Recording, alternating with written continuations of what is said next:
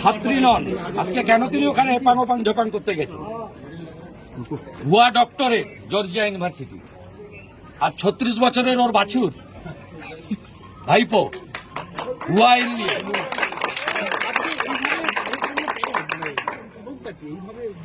জ্বালা, হারের জ্বালা। 3 বার হারিয়েছি, বিধানসভায় হারিয়েছি, পঞ্চায়েতে হারিয়েছি, লোকসভায় হারিয়েছি, হারিয়েছি, আবার হারাবো।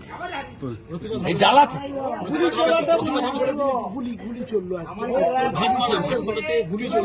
আমি ছবি দিয়ে দিয়েছি তো। ভাটপাড়ায় তৃণমূলের গুন্ডারা সরাসরি প্রিয়াঙ্কু পান্ডের গাড়িতে 7 রাউন্ড গুলি করছে, তার ড্রাইভারের মাথায় বুলেট। তাকে ভগবান বাঁচিয়ে দিয়েছে, ভগবান রামচন্দ্র বাঁচিয়ে দিয়েছে।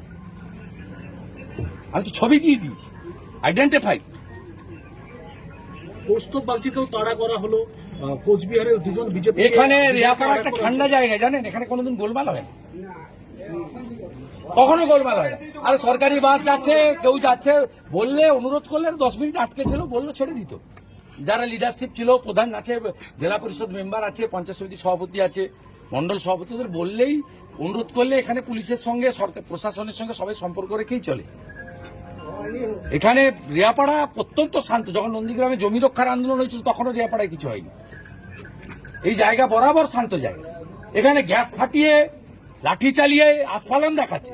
আর ছবিটা দালাল এসপিটা আছে, ভাইপোর 5 আটে তমলুকে বসে আছে, ওর কাছে ছবিটা পাঠিয়েছে, ও পাঠিয়ে দিয়েছে ওখানে ভাইপোর অফিসে আর পিসির অফিসে। বলছে আপনাকে ভোট দেয়নি, মেরেছি।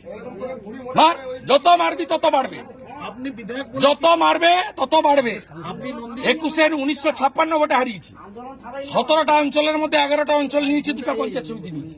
এবারে অভিজিৎ গাঙ্গুলিকে 8,200 ভোটে লিড দিয়েছি। এর পরের বিধানসভায় 25,000 ভোটে তৃণমূলকে হারাবো। আপনি বিধায়ক বলে নন্দীগ্রামে